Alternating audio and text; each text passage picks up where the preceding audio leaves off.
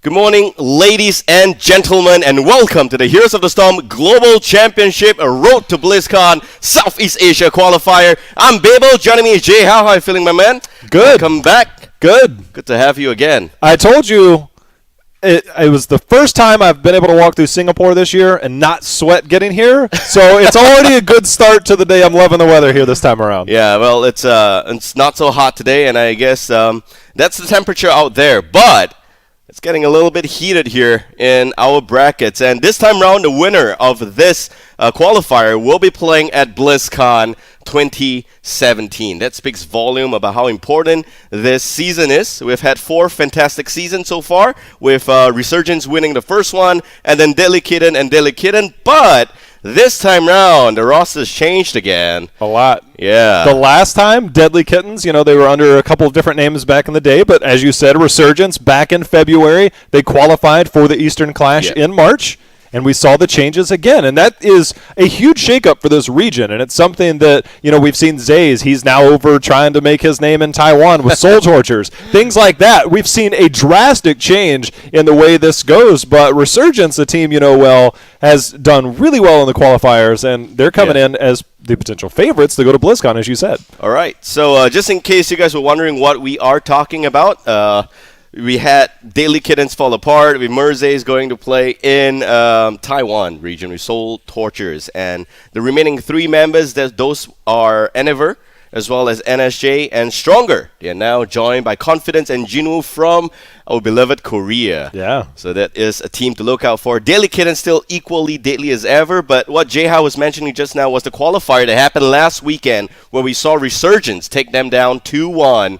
And Resurgence roster is also fairly new. It's a little bit of a Meowpox Resurgence, Megazoid right there. So it's exciting. It's exciting to see that this team has got a lot of potential. They are effectively equally as new as Daily Kittens. But what's interesting is that they got all 5 Singaporeans there.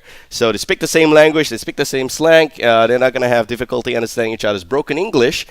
So that's going to be quite fun there. I mean, that was the thing with Deadly Kittens. You had 3 Filipinos and 2 Singaporeans, and they all speak English, but obviously there were some times, and that was something that, when I had an opportunity at Eastern Clash just recently when we got to talk to them, and then at Mid-Season Brawl I got to talk to them as well, they admitted that sometimes, and it was familiarity over time, but I think that the way that they saw it, they didn't get the results that they wanted. They didn't make the progress that they anticipated after the Mid-Season Brawl, so we saw some changes, and from what I've seen, I've followed this region obviously all year. I've been here all year for each of these events.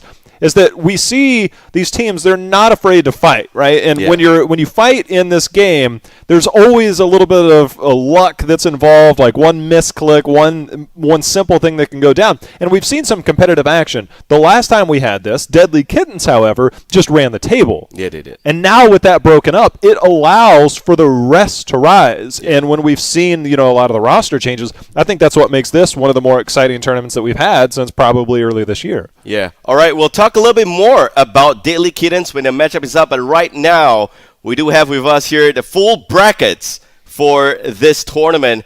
It is going to be an exciting 2 days, both today and tomorrow. And if you look at the brackets right here, we got Resurgence up against Ensemble. That's going to be played in the background, as well as Deadly Kittens and Drakon. Both of these matches will be played off stream. On stream, our first match is going to be CBZ, which stands for Corgi Breadloaf. They're going to be playing against Detergents. Very nice ring of the name there. And we also got Pagey and the Gang, my favorite team name, up against Playstorm. That's a full Thai team versus a full Thai team. Something along those lines there. So it's a pretty exciting first few matches we're going to have today. CBZ versus Detergents. Man, this is an exciting one. I've got a little bit of their profile right here for you guys. Corgi Breadloaf, that is CBZ right there. They are joined by Fiery Boy, Reason, Tanuki, Kevin, and Crusade. For all of you guys who don't know these names, Kevin and Crusade, they're previously from Inquisition, also Singaporean team, but last split they didn't play, so now they're playing together again. Joining them is Reason, who has been a beta player right from the birth of Heroes of the Storm in Southeast Asia.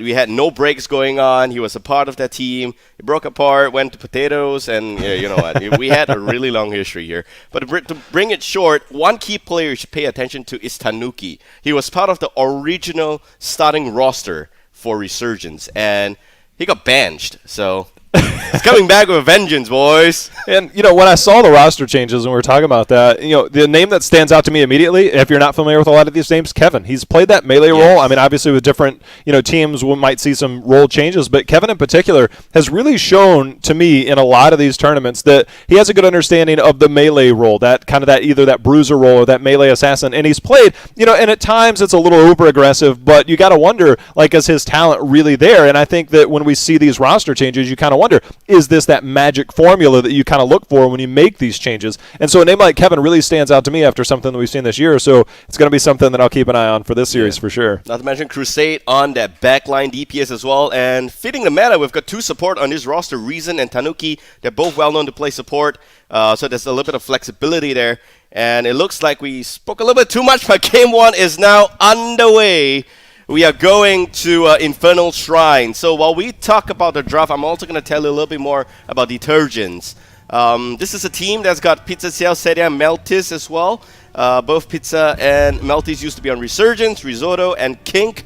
On the other hand, they used to be part of Meow Park. Kink is the captain of this team right here. Is a Kinky Fairy, for you guys who don't know that. But we see that instant Genji getting banned. And it's a bit surprising. I mean, obviously, we're on the live patch. So for those of you that are wondering, we're on the live patch. So everything up until now is there. Obviously, we don't have the new PTR changes coming in just yet. But, we've seen the nerf slightly towards Uther on that armor. Ariel now... Overall, it's seen as a nerf because of the level 7 talent, but if you're a skilled Ariel, you can actually get more value. I think Infernal Shrines might be one of her better battlegrounds, so we'll see how that plays. But Genji, this is one of his worst battlegrounds, but it just goes to show the strength of where Genji lies to a lot of teams, not wanting to give up that potential Dragon Blade Genji coming in on that back line.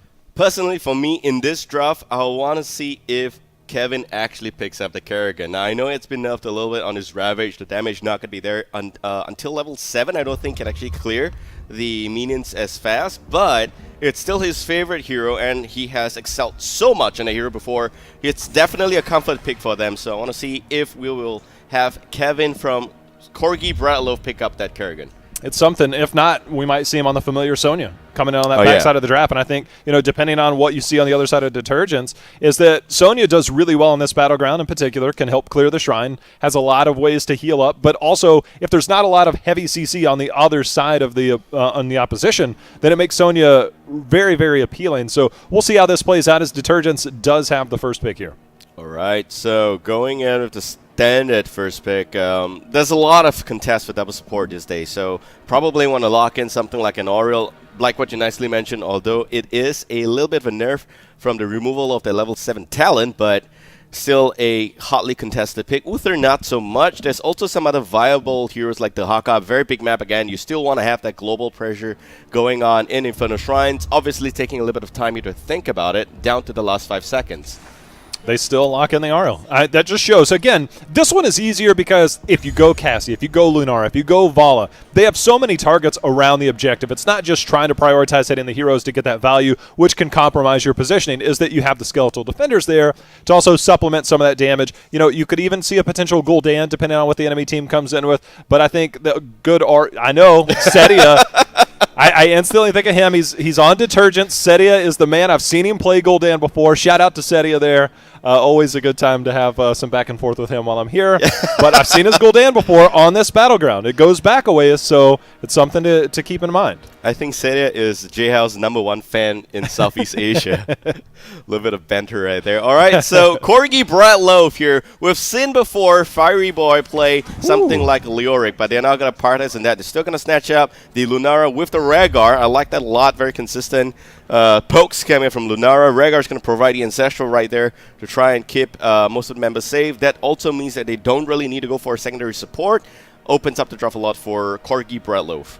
The Lunara pickup is a bit surprising. It almost feels like a denial towards Arya. I think you could probably fit Greymane into that slot and feel a bit better. The Rhaegar we've seen rise in priority a lot. You talked about the Uther nerf, but Rhaegar, he's kind of just been there, sitting around in his doghouse saying, "Who let me out somewhere?" And he does well here. You can go the extra lightning shield, the lightning bond at level 1. So put one down, you've got one for yourself as well. Really helps around that clear. So we've seen kind of the rise of Rhaegar due to the drop in some of the other supports. And it's something, even I was watching North America this morning, we saw that. But there is the Anubarak and Dahaka for Detergents.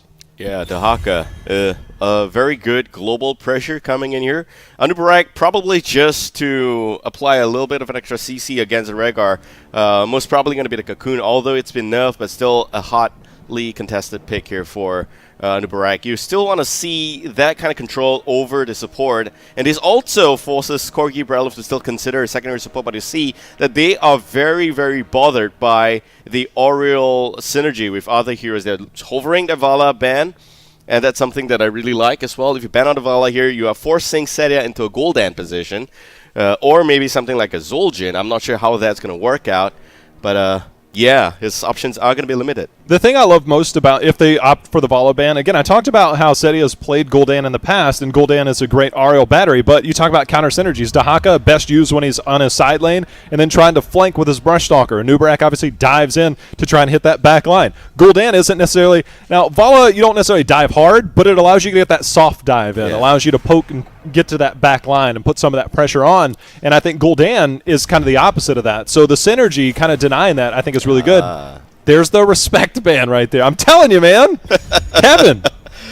All right, so what is the warrior going to be here for Corgi Breadloaf? Fiery Boy's most comfortable warrior is the Lyric, like I mentioned. Is it going to follow with that? Lyric, I think, still excels pretty okay in Infernal Shrines, especially if he's going to provide some form of CC with the Entomb, if he can use the Skeletal Swing to clear the Skeletal Defenders. Still got a little bit of value right there, but you naturally want to go for the Sonya, which is now already gone.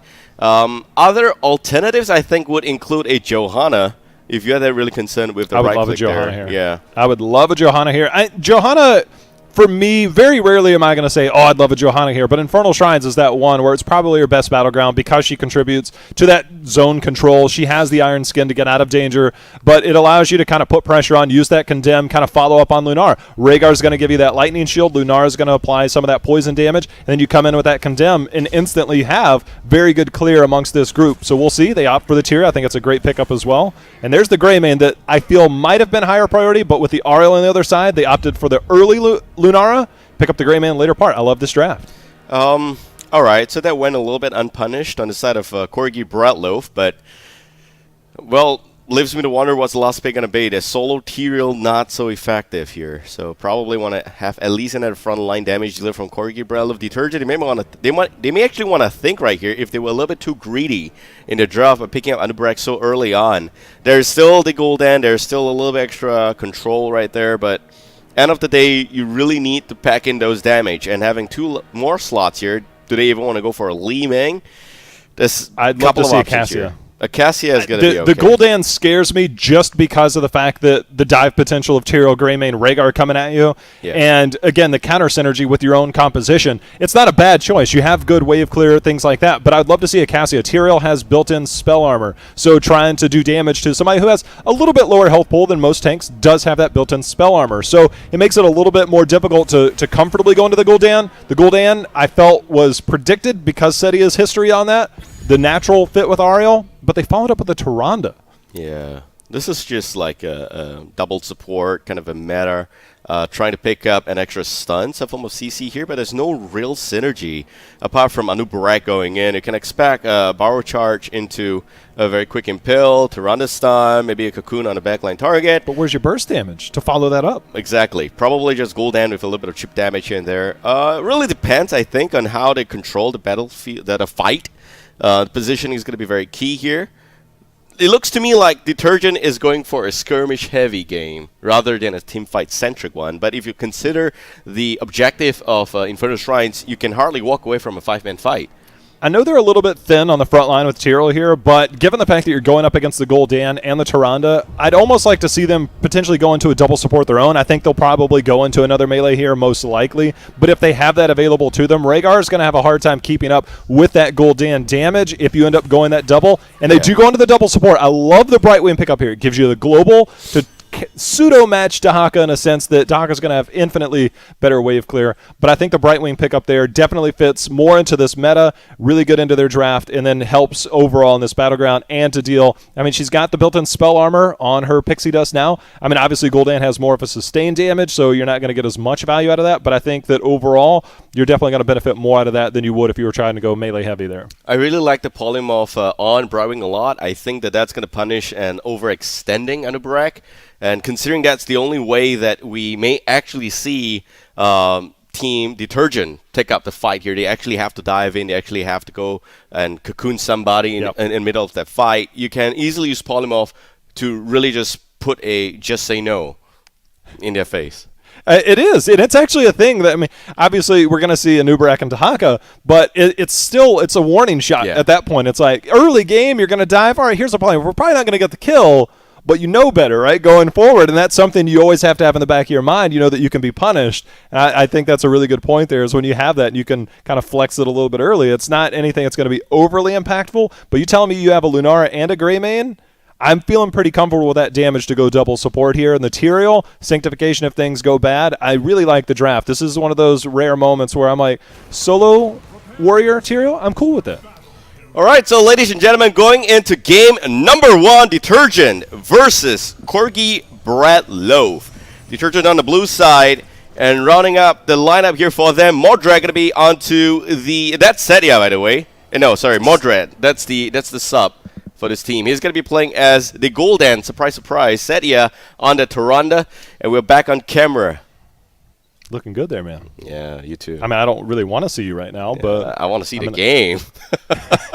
I am surprised. I mean, I said Setia has the history of playing me too. Gul'dan, but again, bringing in roster changes will always change up roles and things like that. Sometimes that, hey, I want to play Gul'dan, but maybe I'm better suited because I can do better here to bring you up. Even though you might have a higher ceiling on that Gul'dan, then maybe somebody coming in, you can kind of bring and even the levels and raise your team up to a higher degree. Instead of having one really good, one pretty average, you have two really good heroes or two really good players on those heroes. So sometimes that just is kind of how it works out. I think that the win condition here for Detergent is really establishing the map control, going for the early game skirmishes. You have a lot of engagement-centric heroes that can excel very well in between the level 1 and 4 range. You have 2 stuns. You have basically a drag. You have 2 stuns on Anubarak, a drag, as well as a Tyrande. I think you really need to go and get those ganks. On the other side, though, for Corgi Breadloaf, they really want to play a little tighter. I think that they also have some good disengage mechanics. Polymorph, you have the disengage on Greymane, but still, apart from the laning phases itself, if they really want to take a team fight, they have to go a little bit deeper into the level 10 in order to have 2 massive bailouts. You have that sanctification. But with that being said, if I'm on the side of the Dahaka team, which is Detergents, if I'm Detergents, I'm using Dahaka, and I think that I feel comfortable saying Anubarak, Ariel, Gul'dan. Poke that shrine all day. Even taking 20 to 30 skeletal defenders to allow Dahaka to get that experience advantage is something that you can win from. But alternatively, if I'm on the side of Corgi and the Breadloaf, Corgi Breadloaf. Corgi Breadloaf. Oh my goodness!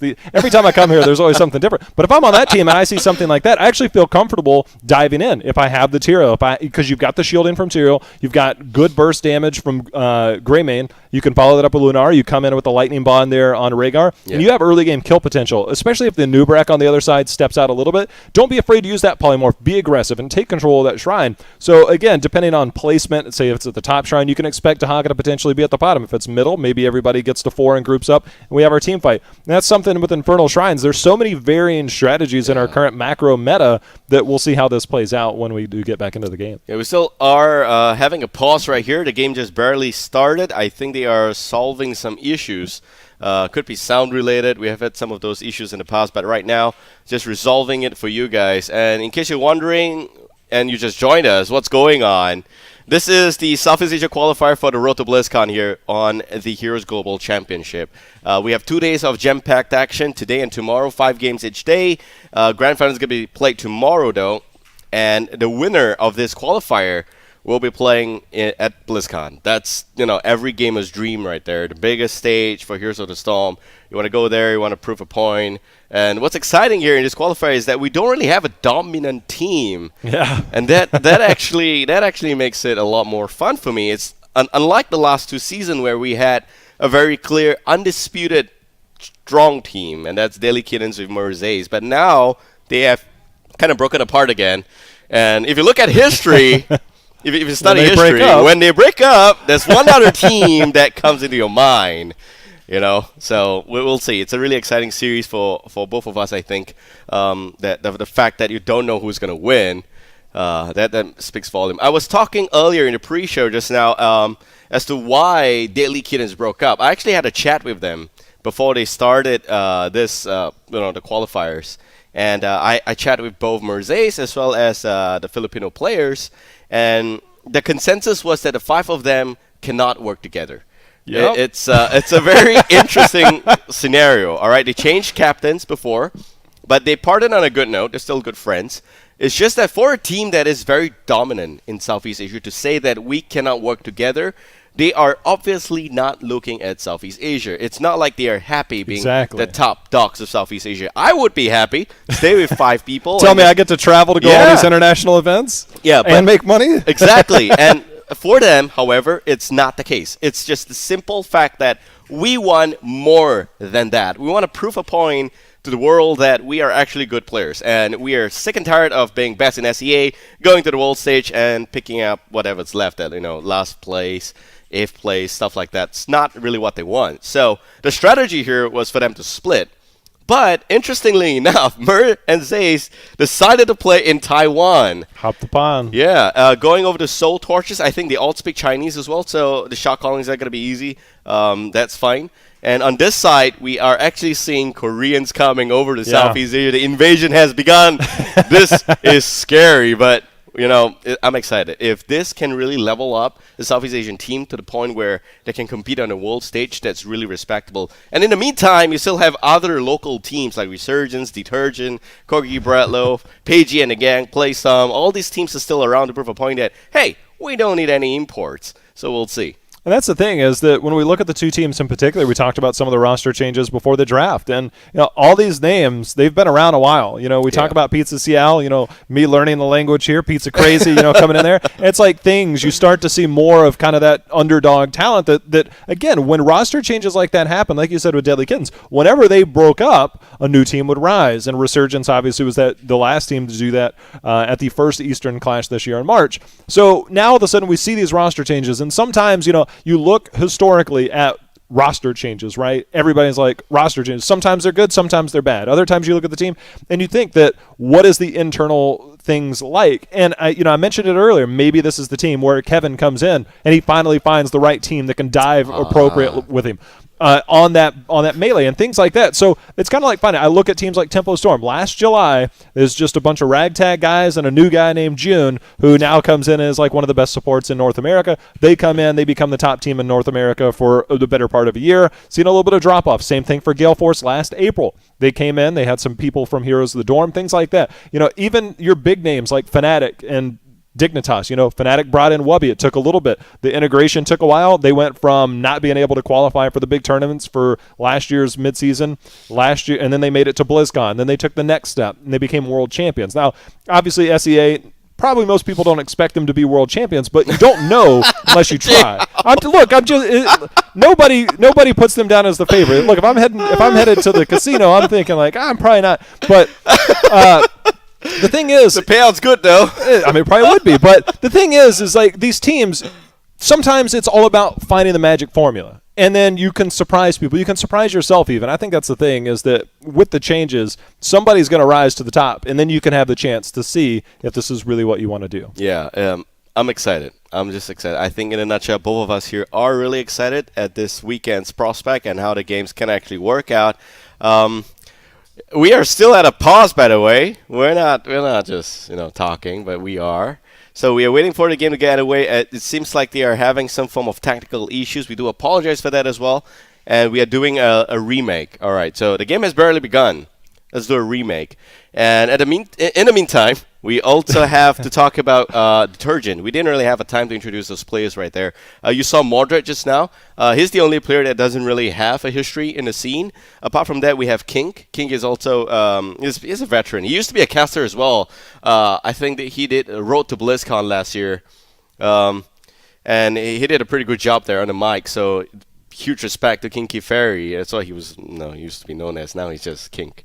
And we also have got Satya. Satya's used to be a player on the team Inquisition, and that's a bit of rivalry because Satya used to be with Crusade and Kevin, and now they are on opposing sides here. Satya's also played with Meowpoke before with Risotto. That's the other player in his team. Risotto is a Malaysian. He has got a rich history with the scene as well. And last but not least, I'm here to talk about Pizza Xiao and Meltis. They have both been dropped from Resurgence, and they are now playing on Detergent. So they are looking to prove a point, of course, and we parted on good terms, I think. Both Resurgence as well as Pizza Xiao and You can be Meltis. friends. Yeah, we're good friends. But the minute you start the game up, you're like, I mean, you're not on my side. I could be nice, but I want to win, and so you do want to prove a point. Yeah, I'm sure we'll see a couple sprays go down, be like, I see you. Yeah, you see me. Like, that's kind of the thing. You kind of put that spray down, things like that, kind of get your point across. Hopefully we'll be getting into the game here soon. So I think we're nearing the start here. Yeah, we are nearing the start, inching towards the start. So Infernal Shrines, man, that's the first map. I don't think that this map really benefits either side. If I were to look at the history here, I would say that we have got Kevin and Crusade, Inquisition, the old team. They are very comfortable in Infernal Shrines, but if you think about Detergent, they've got a wealth of experience under the belt right there, so they're not going to be faced by a little bit of a slight map advantage. I don't think that it is to the level where previously when we had Daily Kittens on Cursed Hollow, we know, oh, that's game. That's game right there. They own that They always had the macro advantage, yeah. Both Cursed Hollow and Dragonshire, I think those are the two maps that Daily Kittens has an absurd 80+% win rate on. And I would say this, that no one in SEA is going to want to bring them to those maps, but more often than not, we see that happen due to lack of research and stuff like that, and that's that. But this Battleground should be pretty fair right here. Personally, though, I think that if you look at the draft, I would prefer to have Detergent side of the draft. I think I'm on Corgi side. Okay, fair enough. We're on opposing sides. That's I think it's good. okay if we disagree. Yeah, it's fine. It's good. The main reason why I think Detergents have the better draft is because they have, they have a potential to snowball out of control.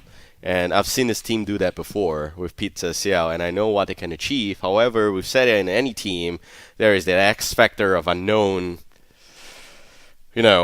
potential blow-ups within implosions going on. Without being too harsh, there was one moment where they had a chance to defend on Infernal Shrines. He's on Gul'dan. This was last season, right? And they needed to bait the boss over to the keep. Instead, he kind of stood out a little bit in front of the core. He got jumped on. I love Sedia, but it was a bit of a misplay, right? Things like that. I mean, it's small moments like that in games that can turn a fight. So we'll see. The ghost of his past. The ghost of his past. The ghost of Gul'dan in that instance. I remember maybe it that's why he's not Gul'dan right here. Maybe. But again, we talked about the draft in particular, the synergy. I mean, I've seen teams pull it off. I believe it was Fnatic might have even pulled it off. Yeah. I know I've seen it in particular in the Open Division North America, where Anubarak would go in. As soon as that stun lands, as you talked about, you hit the burrow charge, you hit the stun from Tyrande, you get the impale, then you get that follow-up damage. If you can get that Hunter's Mark, maybe there's enough damage there. Obviously the Tyrande build going in, potentially, I'm assuming the Lunar Flare build, the common build, you get that % damage, you can continue. If you can get those early stacks, that Lunar Flare hits a lot harder late game, and I think that's something that they need to execute properly early and often if they want to max value that Tyrande pick. For me, the weakest link in terms of the draft here for Corgi will have to be the Lunara.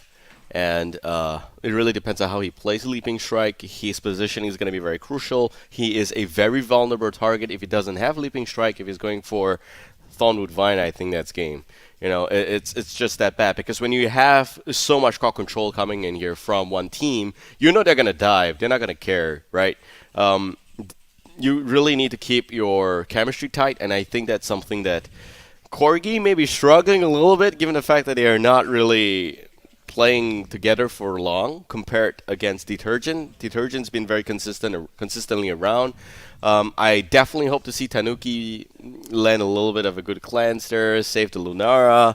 But there's a lot of what ifs going on here, and if you're just theory crafting, you're gonna have to be on point with the cleanses against this comp. You really need to be. If you get the CC train going with Tyrande in there and the Hunter's Mark, it's very difficult to live through that. Again, with the Gul'dan on the backside, maybe there's the potential to go in. As I think we're trying to get back in the game here. Yeah, we are. We've been trying for the last 10 minutes, and we will continue to do so. Please don't give up on us. Yeah, all right. So what were we talking about just now? Oh, the train CC. Yeah, that's right. The CC train and the clutch cleanses. We're more than okay. I'm just going to speak to production. We're okay if we want to move forward with this one. Yeah. Right now, but the Lunara pickup again without the Auriel bursting light at 7. The cooldown reduction, I wonder how much value we're going to see out of the Lunara pickup. And again, the potential burst damage coming out from Greymane. We'll love to see Greymane.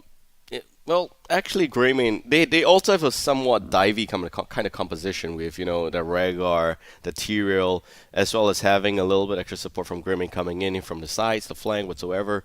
But still, what really bothers me and what gives me the fact that I support Detergents draft, I favor the draft a little bit more, is the fact that they've got too much crowd control going on there. It's like everyone has got some form of crowd control. And if you think about it, on the other side there, though, there's some slow from that Rhaegar. There's also there's also a bit of a polymorph from Brightwing, and then you have Tyrael that does absolutely nothing except for maybe Holy Grounds, stuff like that.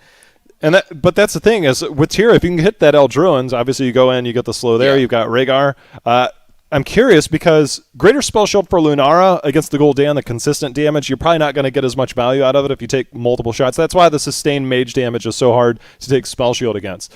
So greater spell shield for Lunara, we might see maybe getting that extra value against slow targets for Lunara as we get to that 13-16 tier, and level 13 in particular, the unfair advantage to try and get that because you have the amount of slows there. So again, that amount of pressure that you can put on against an Auriel, and if you can put pressure, the main thing is, obviously you've got Tyrande as the backup heals, but if you can put pressure on Gul'dan, it is so difficult as a Gul'dan player to consistently make sure that your health and your mana are balanced while under pressure, while consistently trying to put out damage to make sure that Auriel gives you that health so that you get the mana. And so the symbiotic link between those two heroes is very difficult to keep up with when you have a Tyrael diving on you, with a Greymane on you, with a Rhaegar coming at you.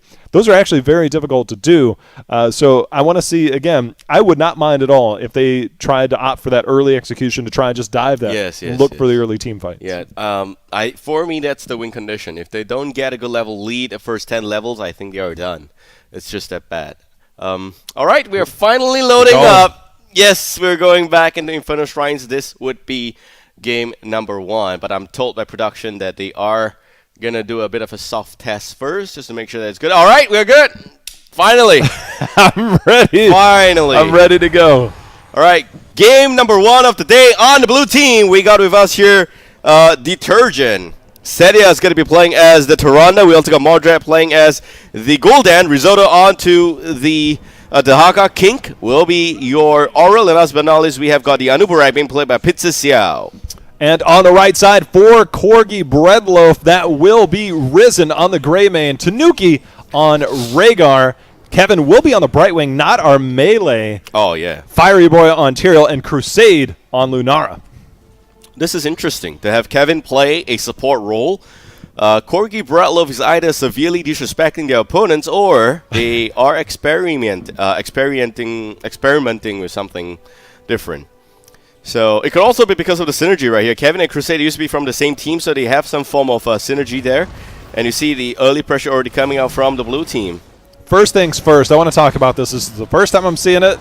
But we are on the live patch, so for those that are wondering, we're seeing the Ranger build for Tyrande at level 1, not the Lunar Flare, which has been the go-to.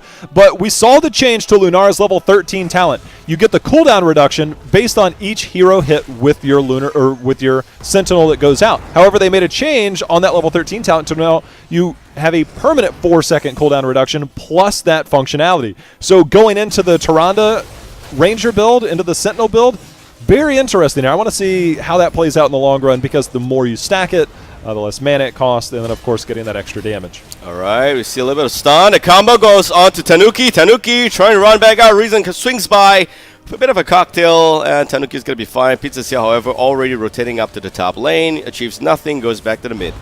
That's exactly the way it goes. Is right there, you can see the polymorph. Again, the threat there. And then Lunara trying to get those heals out, and it's really difficult. You know, Mordred, he's going to be just fine. Obviously, he can continue to put out that damage. In about 10 seconds, we're going to have our warning for the first Shrine phase. We're going to see how this plays out. Again, the Dahaka positioning, the Brightwing position are key things, as we see it will spawn in the bottom. And Dahaka is in the top lane. So I want to see how Detergents approaches this from a macro perspective. I would love to see them keep Dahaka there for as long as they possibly can. We have to keep in mind that Detergents somewhat relies heavily on the early game to really excel and apply some form of pressure in his game, because of the fact they only have a solo Gul'dan damage dealer.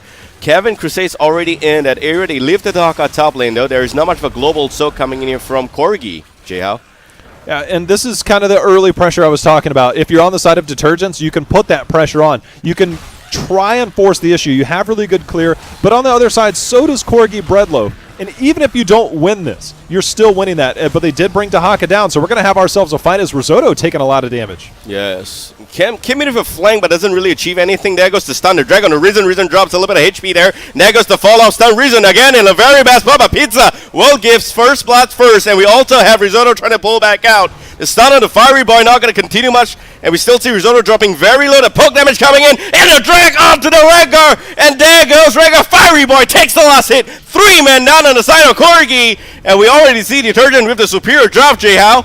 That, oh my, Kevin just ate every single one of those, and then that extra, the Pixie Dust not going to save you there, buddy. That is 4 members that go down for Corgi Breadloaf. They were doing a pretty good job in the early phases of that. I think that the fact that they were playing it safe, not dropping anyone, was pretty respectable. But right here, you see Crusade trying to pull back out. We'll be fine, though. And immediately, Detergent has that early game advantage. This is what I like to see coming up from the blue team. But the thing is they were so close. If you're Corgi Breadloaf, if that Dahaka goes down, the Dahaka was the key cog and all that. He landed the tongue onto the Rhaegar as they tried to get the follow-up kill there, but he was able to turn that around, then get the heal.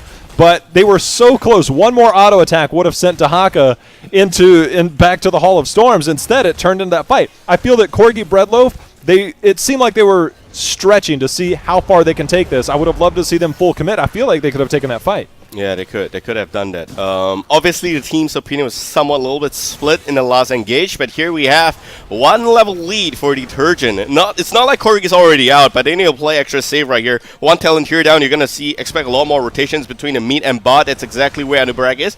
I like that positioning right there. Fiery Boy is going to be in position as well. Reason gets spotted out, but they need to get out right now. Pizza is tanky. Pizza still alive. The double support going in, and it looks like there goes the extra Anubarak. Risotto swings by. Fiery still doesn't want to go out and will go down.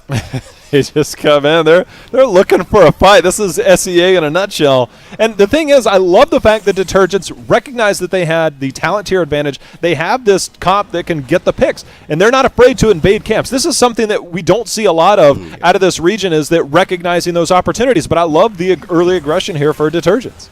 Also, the fact that you see an instant borrow, brush stalker coming in here from the Dahaka. Yeah. That's really good to see. You rarely see a Dahaka leave the lane so often, and that's something that's remarkable coming up from Detergent. 8-7 right here, ladies and gentlemen. Game number 1, and we have the second shrine activated.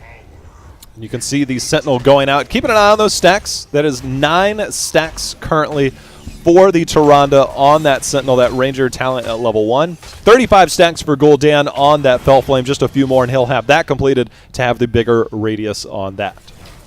All right, and well, Detergent's going to have to want a little bit extra soak to pick up the camp as well, but doesn't get anything. The drag again on the Brightwing. The clan's coming out. Kevin dropping a lot of HP. Will be able to pull back out. We wonder where the damage will be, and it seems like 1 Gul'dan's going to be enough. That is enough so far. We do see a little bit of resistance there. Double cleanse coming out on the side of Corgi Breadloaf, but they are just getting bodied right now. They are being pushed back with almost no way of returning damage. I'm so surprised. The Gul'dan is just destroying the health bars of Corgi Breadloaf. I think it's the fact that they were playing a little bit, with this kind of a draw from Corgi. I don't think they can actually drag out the team fight too much. You really need to dive in on the Gul'dan a little bit earlier. But here we have almost level 10. With this Punisher, it is going to be level 10. There we go. Fiery Boy, you're going to want to get out of there, man. That's a cocoon. Okay, the stun. Nice bait over there. But still, we have Tanuki dropping a lot of HP. We'll be able to pull back out. Yeah, the Sport is gone. I think it's okay to give that up. They've got Brightwing soaking. They've got Greymane soaking, as we can see on the minimap. They just need to make sure and take care of this. Even if you give up Keep Wall, it's not the worst in the world. Obviously, you don't have 10. You can't be too aggressive on your defensive posturing here. So they're going to give up just a little bit of early keep damage, but that's actually a big win for Detergents. They played that appropriately. Corgi Breadloaf recognized they can't really do a lot. So I love the approach here by both teams early game. Very nicely done. Corgi Breadloaf top lane. We still see Kevin soaking a little bit. There goes the polymorph, some right clicks. Not going to achieve much of anything. Pizza Xiao actually doing a lot of work in a camp here. And you see, this is a very objective-focused team, Detergent. They picked their stuff. They know they need the early game. They got that early game. They're now trying to maintain the lead.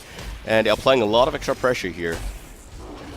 Got the fallback option there. Again, Pizza Xiao on that Anubrak is probably the most terrifying prospect when you see them coming at you. Again, you've got the global from Brightwing to be able to come in to help there, but you also run the risk of the Cocoon going out onto the Rhaegar, and then you might not have the amount of heals because Brightwing did go Emerald Wind. That Blink heal's not going to be there. Yeah. And then going into Cleanse at 7 instead of the cooldown reduction to get more heals.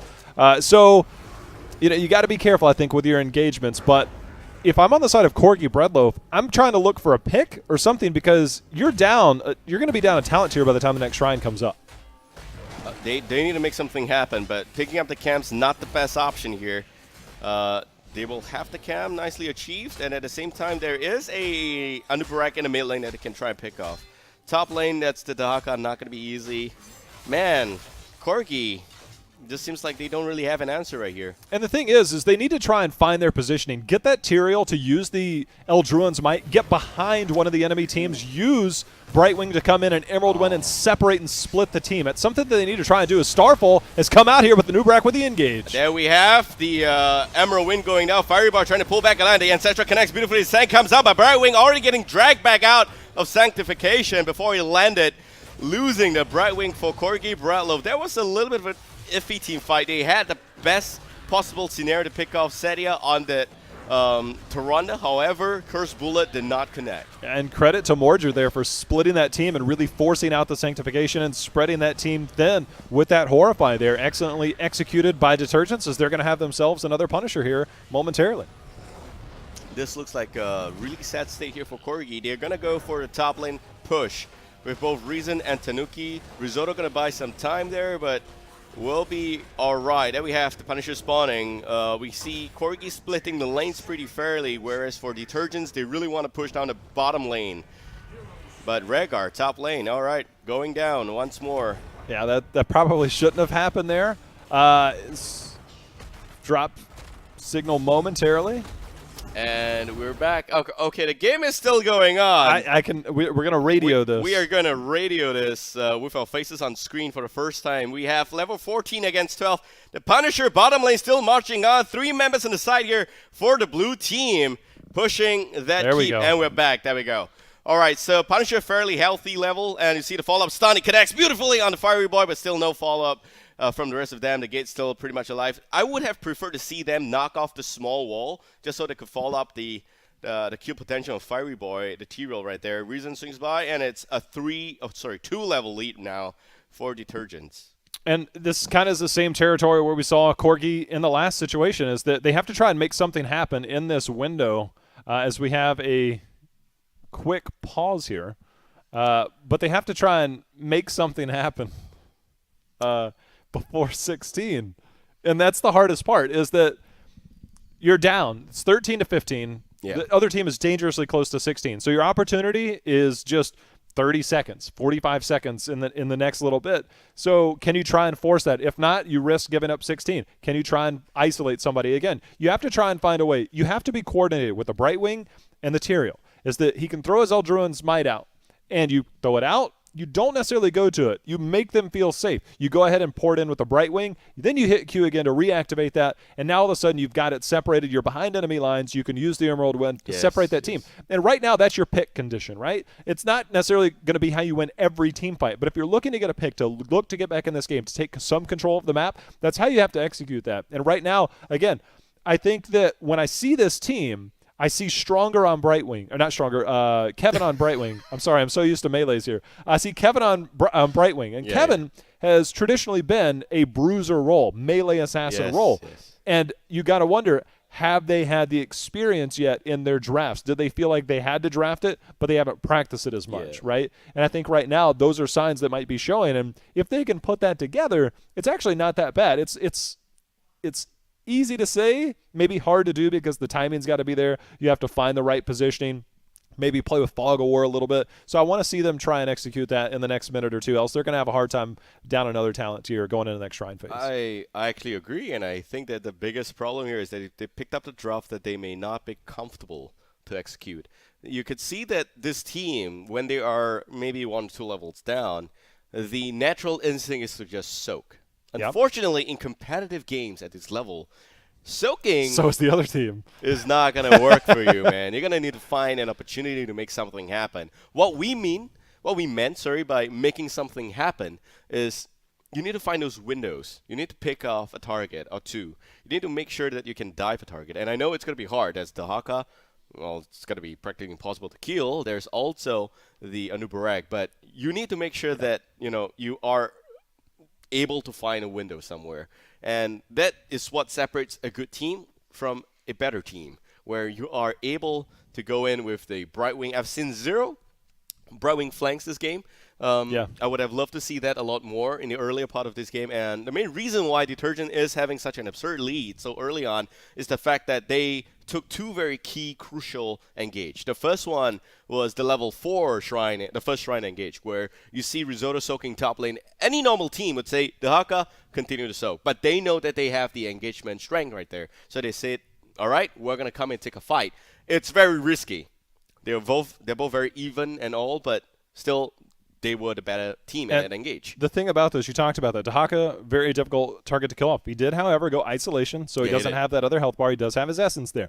However, then you've got an Uberak on the other side who's unstoppable when he's burrowing under, but you have the initial kind of mini stun with your Emerald Wind. So if you're on that side, you have to find a way to make sure that as soon as you hit that, you are mashing that polymorph button to try and get him before he can burrow down. That is your only real form of CC there. Outside of that, you only have slows. That's it. You got Lunara slow, Rhaegar slow, Tyrael slow, things like that. Outside of Holy Ground, it won't be there for a few more levels. That's really it. And so now they have to do that. They have to be the one to try and force the engagements onto the camps. And I think that if they don't do that in the next moment, as we are ready to head back into the game, they're actually going to find that, look, in about 2 minutes, this game's still just as difficult as it is right now. So we'll see how they try and approach this as they're clearing up camps right now. All right, fans of Corgi, Breadloaf, those Corgis right there, or Breadloafs right there, will need to find and engage somewhere.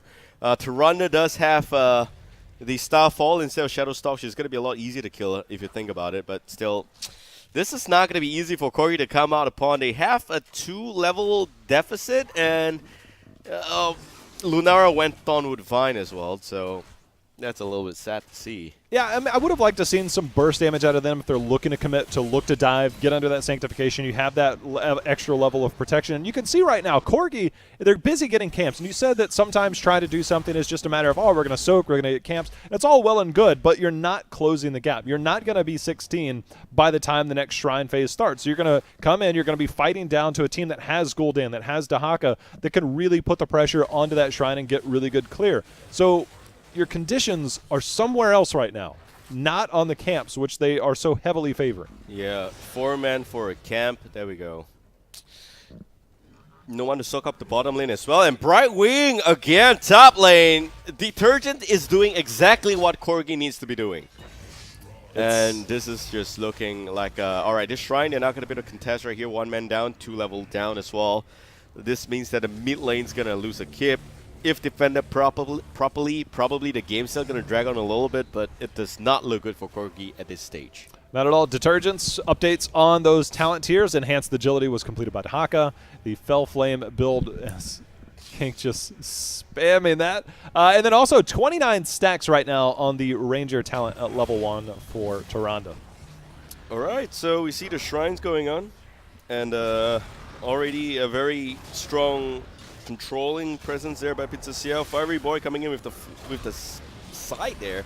Doesn't get anything. Reason already so low. You see Mortar dropping a lot. They get a target going, but they don't get any value out of that engage and just spreading the line a little too thin there. Risotto against Tanuki. He's just going for the support in the back line. Where's the follow-up? No bailout there. Kevin dropping really low. Forced to pop the ice block. The stun going in. And Setra connects. Here comes the fear. But Tanuki dropping solo.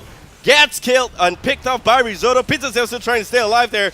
And we still have a bit of extra damage on the Greymane. Greymane is gone as well, and it's a 4-man situation. The 5th one in the Cocoon. Crusade will go down, and it's a 5-man team wipe. Beautiful execution on the side of Detergents. I am impressed. Pizza Xiao leading the charge there. The minute we saw, again, you need to full commit there if you're Corgi. We saw them get Gul'dan dangerously low, and if they had the right type of follow-up, I feel they could have got that early pick. Ariel came in with the big heal, cleaned it up, and then Pizza Xiao's like, it's time to shine, boys, and they dove in, landed the perfect burrow charge, landed the perfect impale, and then put Brightwing in a compromising situation. Tyrael waited on that Sanctification, thinking that he'd be able to heal with the double support, keep up the same. Instead, they didn't. They gave up a Punisher, and now they're looking to potentially end the game here. Yeah, this could be game right here. Fiery Boy gets the cleanse going there, the stun onto Kevin. I have to give Seria full credit this game as well. His Luna Flares was so on point against the backline. It could also be because of the way the map's been laid out, right? Where you have got the choke point in the shrine area, and that's really helpful for Tyrande. Easier for him to land those Luna Flares.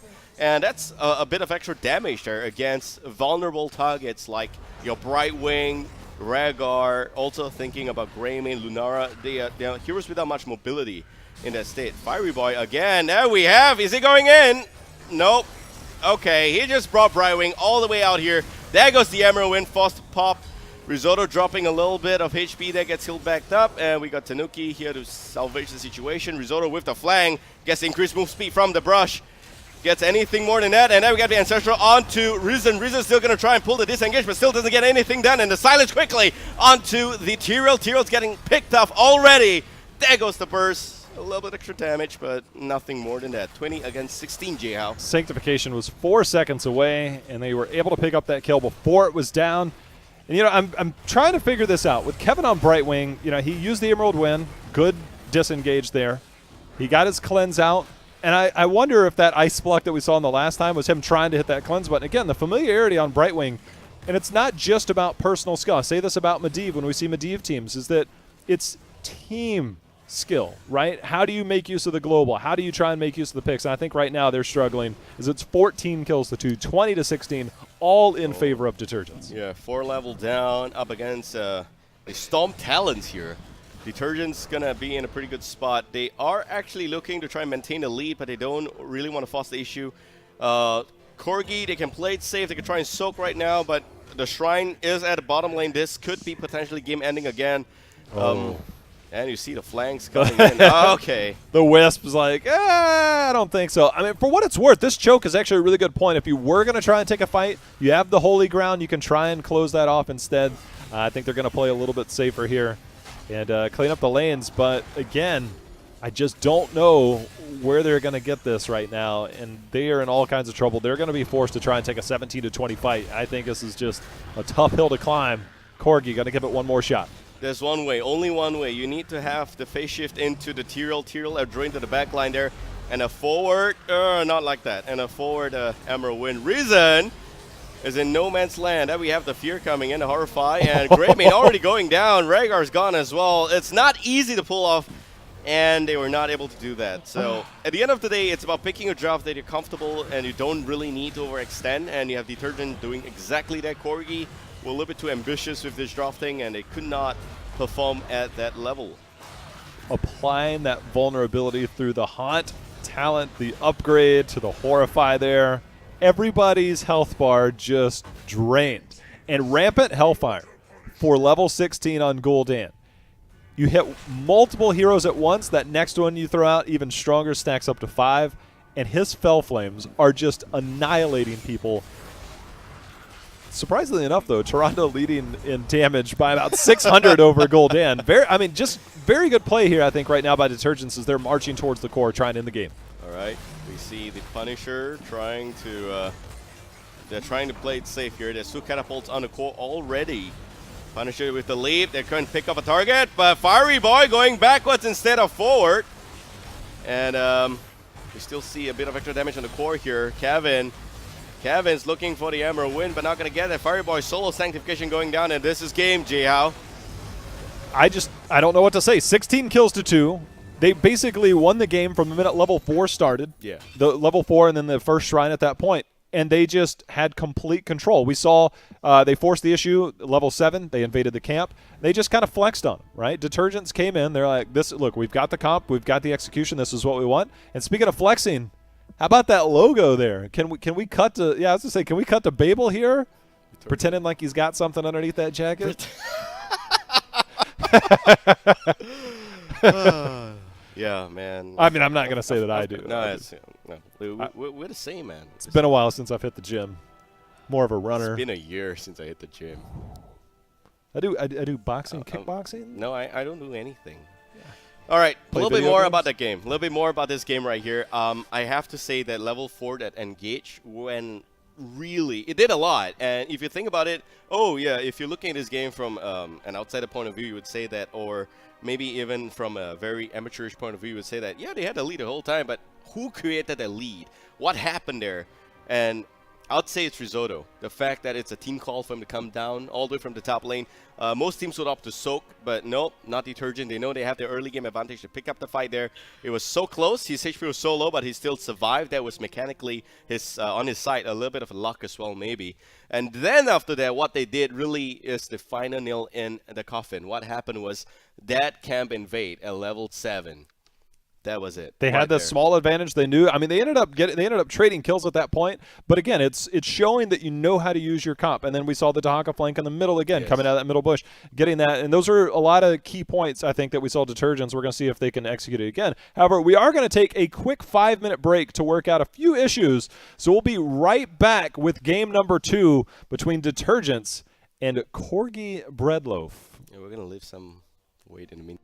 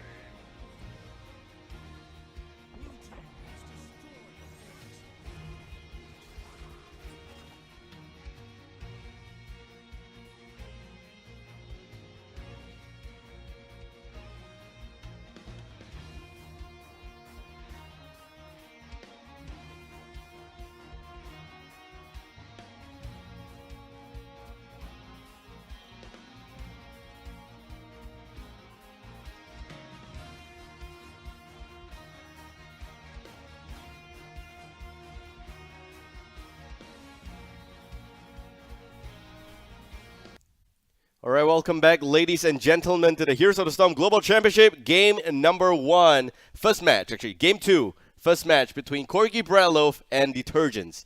I'm Babel, joining me is Jay Hao, and we just witnessed a massacre on game 1. And it was 2 small, subtle plays using your global with Tahaka.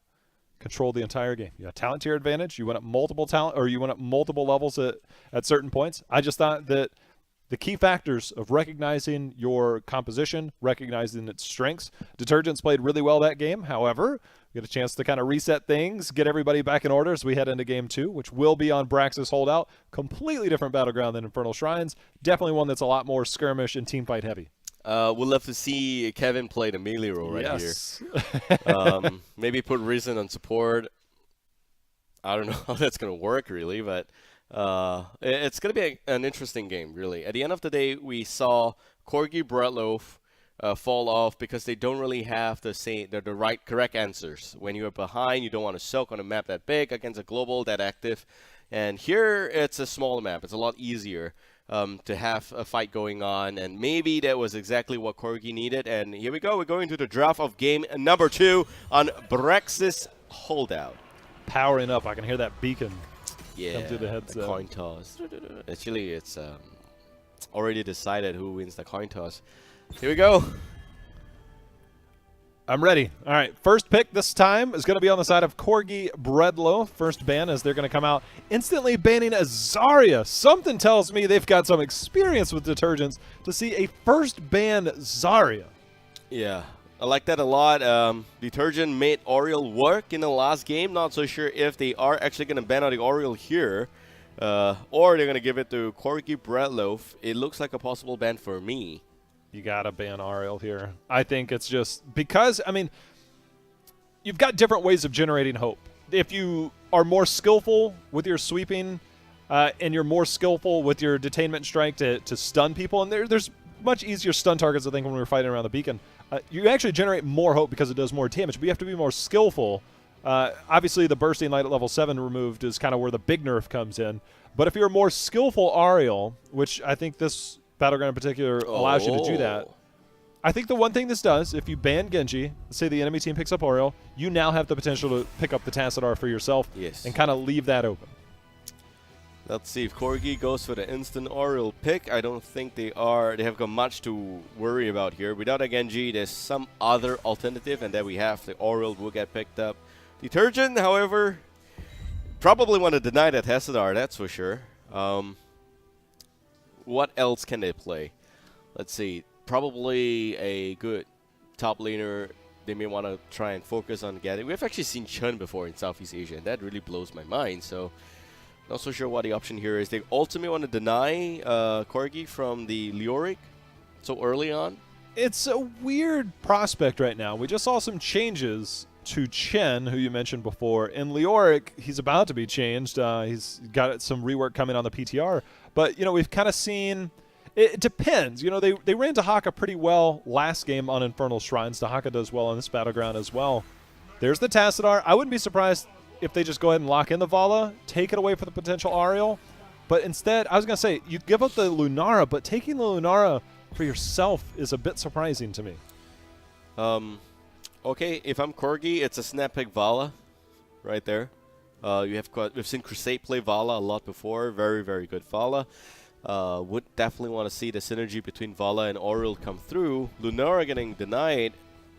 Obviously, it's just because of Crusade. That's about it. But they will go for the Tahaka Vala, which I like this draft a lot.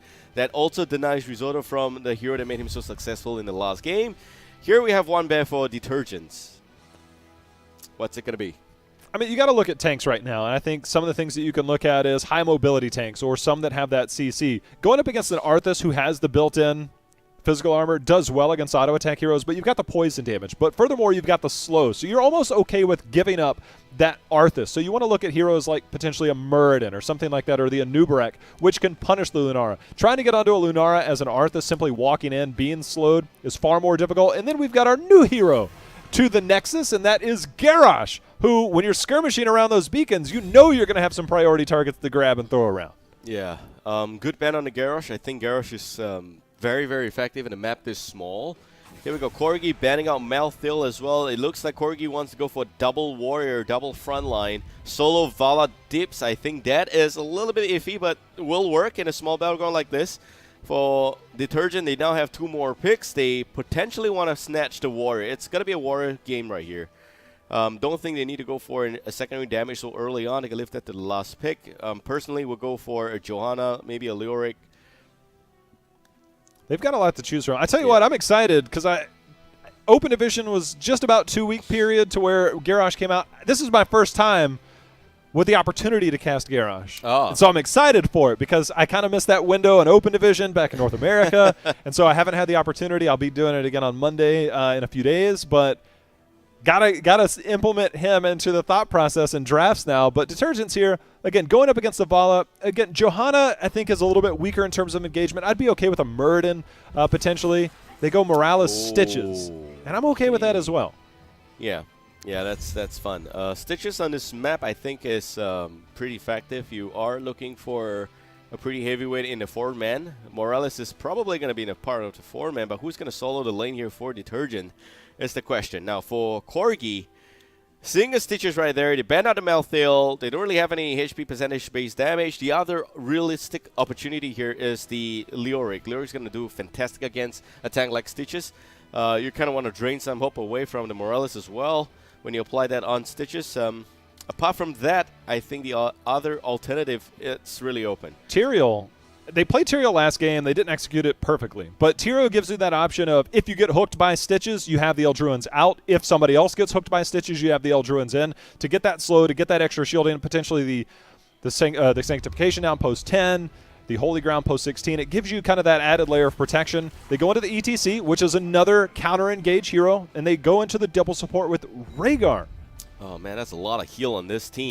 To me, that just says that we're okay that you pick Lieutenant Morales. We'll never get to you. ETC is going to have to hope to land back there, which who does he dive in with? A Rhaegar? A Vala? It's really hard to engage. I think we're going to have to look for Dahaka flanks as we get to the later game because Lieutenant Morales, this is going to be one of those games, Babel, to where you're like, focus Morales, and then you say, how do we get there?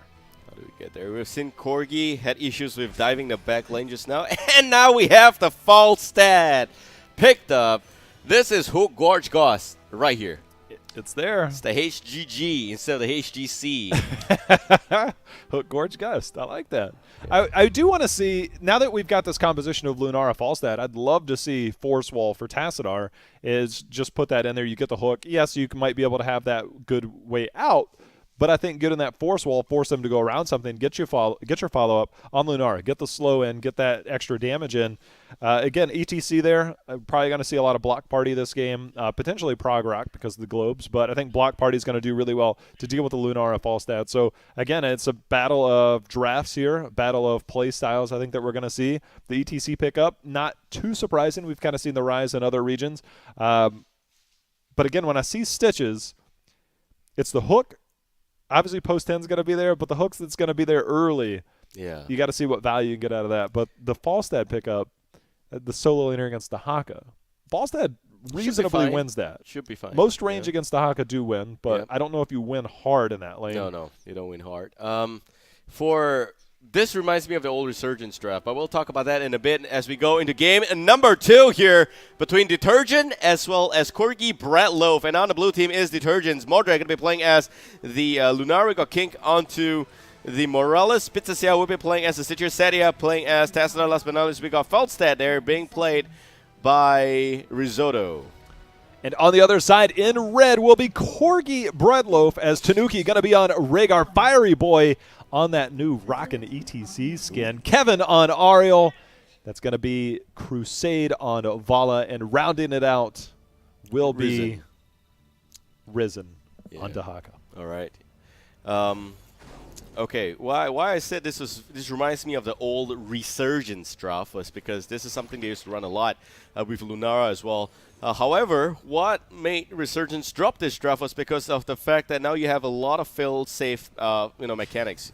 You have got double support in the meta. You've got some shields coming in as well.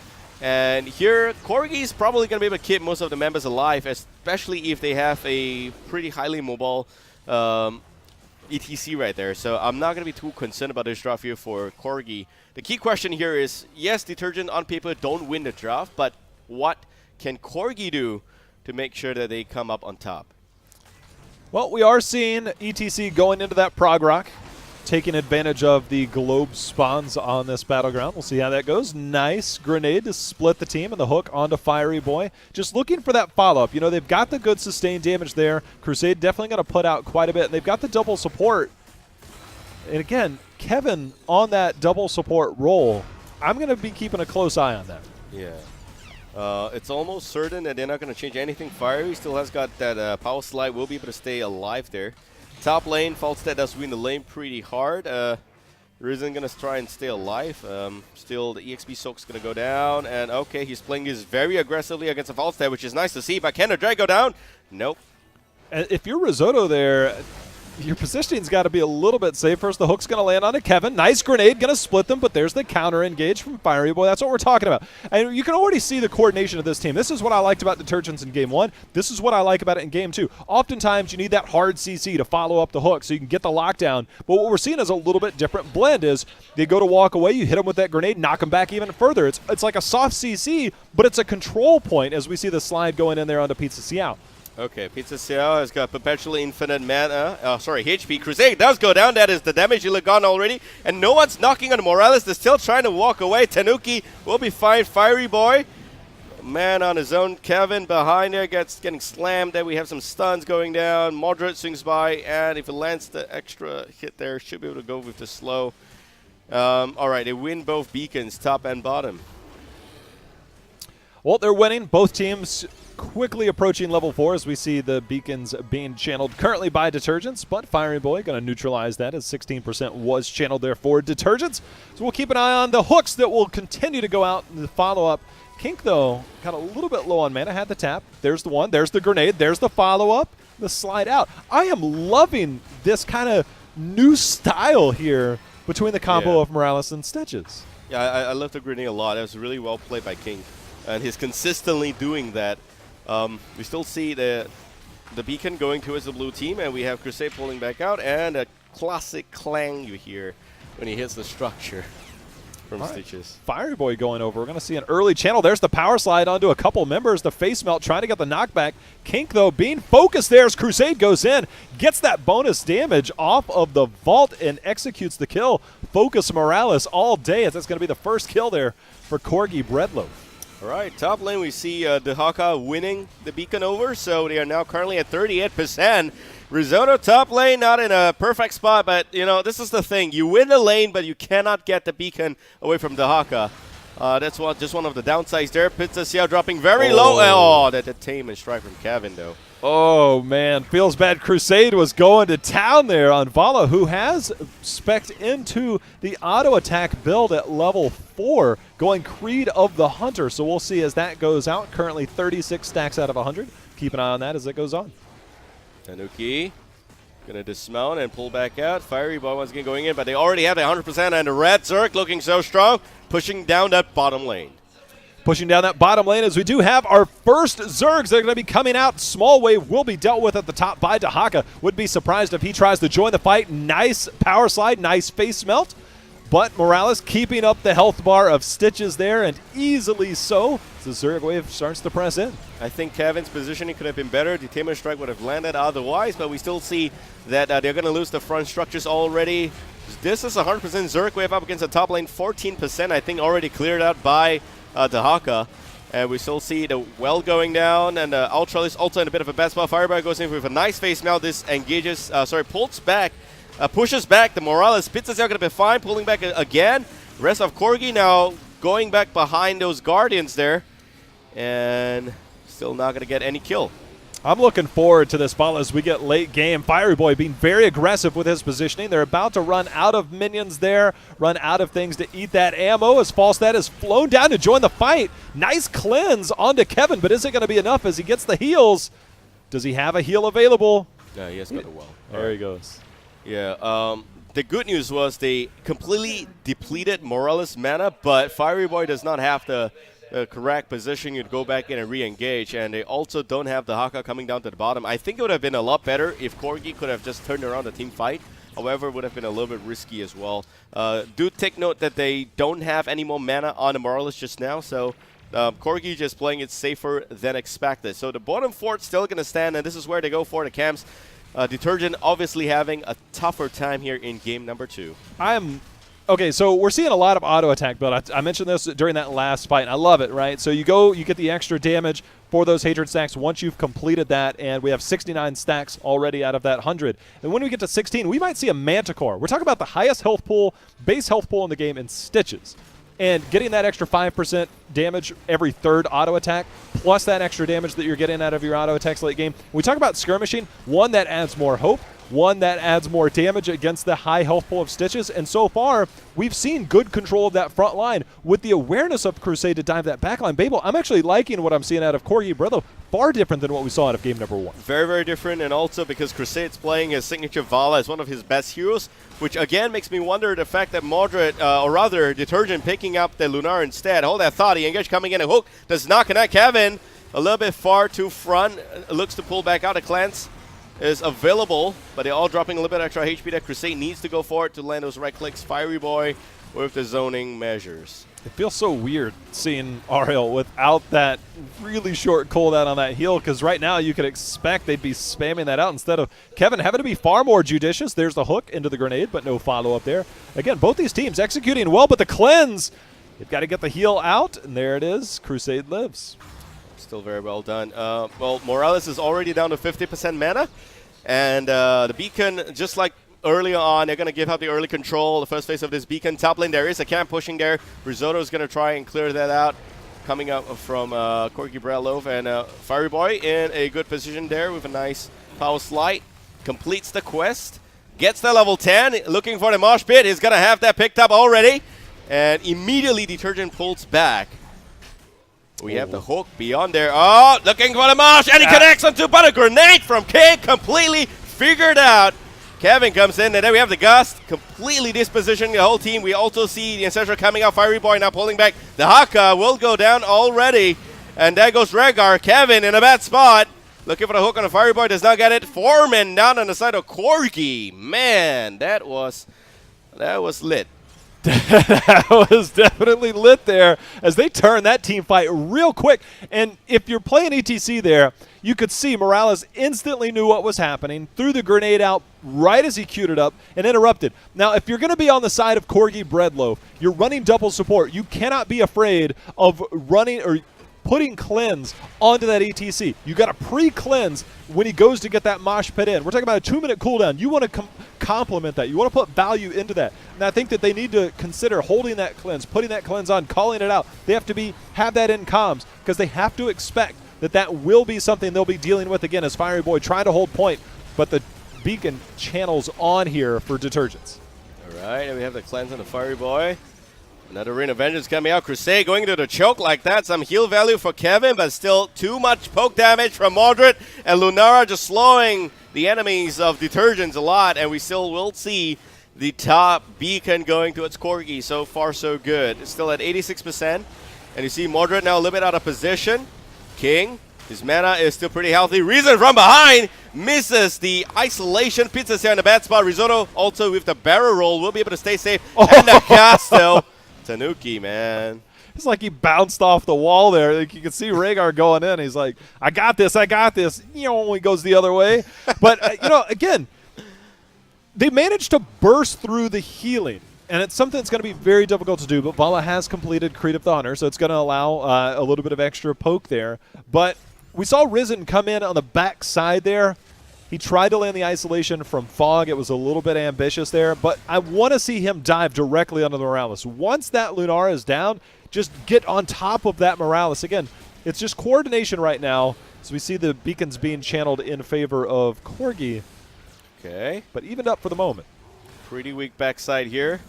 The hook onto Aurel. The cleanse instantly landing. Fiery Boy goes in, and the Ancestral quickly onto Aurel again with a Ring of Vengeance coming out. Crusade dropping a lot of HP. Lands a second stun. Fiery Boy needs to pull back out, and he is dropping so low that he goes down. Risen with the flank, but does not achieve anything. The hook on the Crusade, And then we have, oh, this is not good. We have the Iggy's going out and the flank quickly with the Gus on the backside. Kevin dropping solo will also go down. 3 men down on the side. Corgi well executed by Risotto. I'll say this. I talked about the fact that I'm going to keep an eye on Kevin. I feel like Crystal Aegis would have been more appropriately used for the ETC. Allow him to get some of his cooldowns back. Allow you to get a little bit of hope to get that next cooldown. Wait for something. Instead, it was used on the Valo, who might have been able to survive that. But credit to Risotto and Detergents for getting that beautiful Mighty Gust there. That is the kind of Aegis I would actually use in my games when I'm Oriole. To troll your... No, it's just that I'm not good on that hero, and I know that. So 13-12, all of a sudden, Detergents, they are 1 level up, and Corgi, they need that team fight magic from Fiery Boy. They need that cleanse. Here we see a lot of the Zerg going down the lane. You don't want to take a team fight right now. You want to clear at least the Ultralis and the Hydralis before you go in. And a hook on the Fiery Boy is going to quickly power slide back out. Modra doing a great job with those chip damage on the targets of Corgi. It's going to be a big push. And you've got the completion of the Psystorm Talent Scion Fusion at level 1 for Tassadar. So bigger and more powerful. You can see that really zones out. And it puts pressure onto a lot there. Fiery Boy with the aggressive position. If they want to try and dive past that, this would be the time. They've hit 13, so they're going to clear up and try and find a fight elsewhere. Yeah. They should have just gone for the fight immediately, but again, Corgi playing safe. Was that a Gust? Yeah, that was the Gust. Risen going to be fine. That was a Gust that did not connect onto the Haka. The Haka's going to be okay. And I think they were trying to secure the flank there. The rest of the team was heading up, and if they could have got him flanked out of position, maybe they could have got the kill. Fiery Boy not opting for the stun against Tassadar. And going to play safe again. They're 2 level out. And Corgi, again, when they are down, they don't make things happen. They just go for camps and go back to the default soaking mode. For what it's worth, this is one of the more forgiving maps. If you want to try and control one beacon, you can kind of play back and forth there. It's still gonna come down to a team fight. It's still gonna come down to a pick. It's something they need to try and work on. You know, they've got Fiery Boy. He's kind of zoning on that front line. He's being poked down for the moment. But again, unfair advantage was picked up again by Lunara. I think that's going to be one of the scarier things as Archon mode gives him that extra dimensional shift there as he's just fine. Risen coming in the middle of nowhere, and we already used the Archon on the side for Detergents. Tassadar, the hook connecting onto Rhaegar. That's a target he wanted to pick off. Fiery Boy goes in. Aegis comes out again. Kevin dropping very low, looking for the heal, gets it off. Crusade pulling back out, and again, most of the burst heals using on the support targets instead. And we see Reason pulling back out, and on this side, King is full mana. HP is full on Detergents. They should be able to get the fort right here. They've got to try and use Dahaka for a flank. They've got to try and get to that back line. You take Morales out of the equation, that team is super vulnerable to any type of sustained burst, anything that you want there. If you can get that, we saw the positioning there. If Dahaka had his Brush Stalker, yes, 16 was almost there, but you get on that back line, you get onto Morales, you get that tongue, you get that isolation onto that. You take Morales out of the equation, that is your team fight. Tassadar cannot help sustain in that fight. Yes, you have that extra life steal, and you have auto attack heroes between False Letter or Lunar, but you have the damage, you have the tools to get through that. I'd love to see them just execute it one time.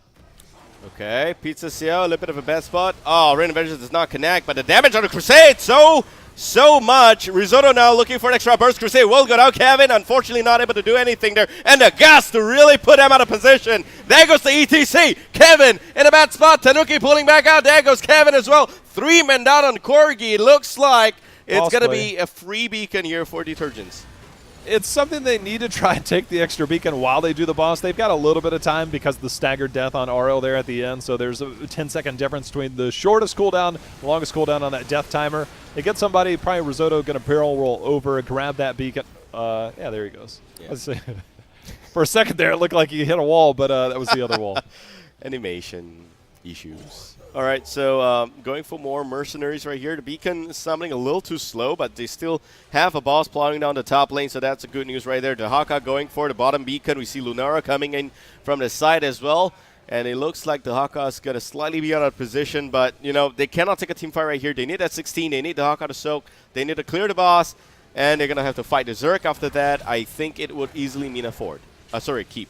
it should mean a keep. Daka's still at the bottom. We want to check that out here in a moment. He's trying to channel, but I think he's going to find, there's only a small bit of CC, but I don't think he's going to get out of here. No, achieved nothing. Isolation to Haka, not tanky at all, not able to buy too much of a time, but at least the boss will go down, and we also see that the Zug Wave is going to push down the top lane, from the top lane, sorry, and we still see bottom Zerg Wave not going to achieve anything for the red team. You get a hook and a pick here. You're looking at potential game, and it might be. You've got the damage potential. You've got the siege ability. And on the other side, Crusade trying to do everything he can, but there's that Psionic Echo coming out there, just zoning out Corgi Breadloaf. And there's the hook onto Ario, instant Crystal Aegis. This is going to be trouble as we see the Putrid Bile go down. Kevin taking way too much damage. The Zerg Wave committing as well. The barrel rollover into the Mighty Gust. And that is ETC going down. That is 3 members on the side of Corgi Breadloaf. And that is Detergents taking game number 2 in the series here to start off the day. Very, very well controlled coming out from King. Of course, the personal MVP here will have to be that Morales, the consistent grenade synergies you coming gotta out focus here. Morales, man. Yeah, and also Morales is just the fact that you really want to make sure you dive for Morales, man. She's always behind. Corgi is a team that I find having a little bit of a problem with dive. The execution. Their drafts are fine. Their drafts are perfectly fine. Jay, how I just realized the joke I made was so bad. Yeah, Corgis, they don't dive. Short legs. So bad. All right, but anyway, this is a team. This is a team that doesn't dive. We saw them in the first game with that 2-year-old supposedly going to the back line with the Bright Wing. Didn't happen. Here we saw the ETC for a moment. I mean, if I can see the mosh pit, I'm sure King could see the mosh pit. That's a pre-cleanse moment. Yeah, it's something that right if you're not familiar with the double support, you've got the RL there. Yes, we saw the effects of Bursting Light being removed, but you've got that that backup heal there from Rhaegar. You've got to get the pre-cleanse onto that, especially knowing that there's a couple of interrupts on that backside.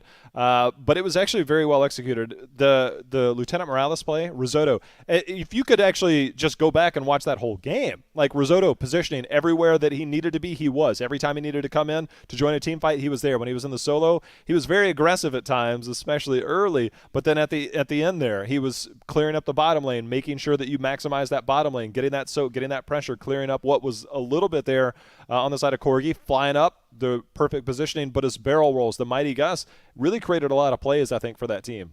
All right, so congratulations to Detergents. They will be playing in the next, they will be advancing from the bracket, going into the semifinals from the upper bracket side. And Corgis, they're still not out. They'll be going down to the lower bracket where they seek redemption and hopefully learn to dive. This is Babel, joining me is Jihao. We'll be back with the Nexus in just a bit, so sit tight and stay tuned.